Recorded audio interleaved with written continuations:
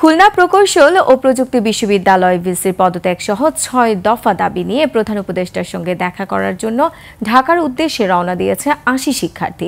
সকালে চোখে লাল কাপড় বেঁধে কুয়েট ক্যাম্পাস ত্যাগ করে তারা। কুয়েটে নিরাপত্তা নিশ্চিত হলেই ক্যাম্পাসে ফেরার প্রত্যাশাও তাদের। এদিকে শিক্ষার্থীদের উপর হামলার ঘটনায় বিএনপি ও যুবদলের ৪ জনকে গ্রেফতার দেখিয়ে কারাগারে পাঠানো হয়েছে।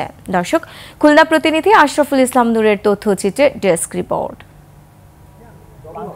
রোববার ভোর থেকে স্টুডেন্ট ওয়েলফেয়ার সেন্টারের সামনে জড়ো হতে থাকেন শিক্ষার্থীরা।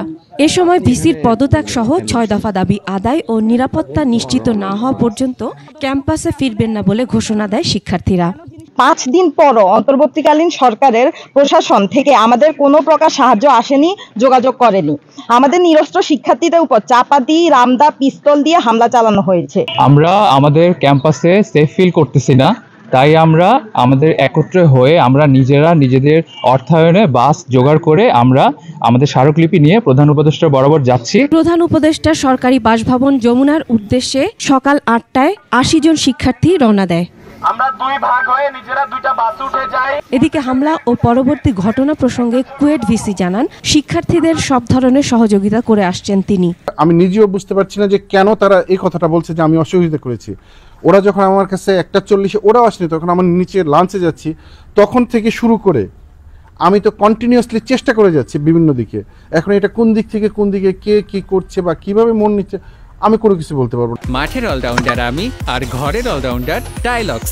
টাইলক্স টয়লেট ক্লিনার, ক্লিন মানেই টাইলক্স। গেল ১৮ ফেব্রুয়ারি ছাত্রদলের লিফলেট বিতরণকে কেন্দ্র করে ক্যাম্পাসে দফায় দফায় সংঘর্ষের ঘটনা ঘটে। ক্যাম্পাসে আন্দোলনকারীদের হাতে লাঞ্ছিত হন উপাচার্য।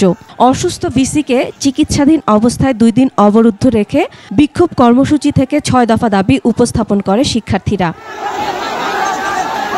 কুয়েট প্রশাসনের গঠিত তদন্ত কমিটি বলছে, তদন্ত প্রতিবেদন দিতে নির্ধারিত সময়ের চেয়ে একটু বেশি সময় লাগতে পারে। এদিকে শিক্ষার্থীদের ওপর হামলার ঘটনায় বিএনপি ও যুবদলের ৪ জনকে গ্রেফতার দেখিয়ে কারাগারে পাঠানো হয়েছে। এদিকে নেতাকর্মীদের আটকের প্রতিবাদ জানিয়ে বিবৃতি দিয়েছে খুলনা মহানগর BNP. Masum আলিসা, desk report, ২১ television.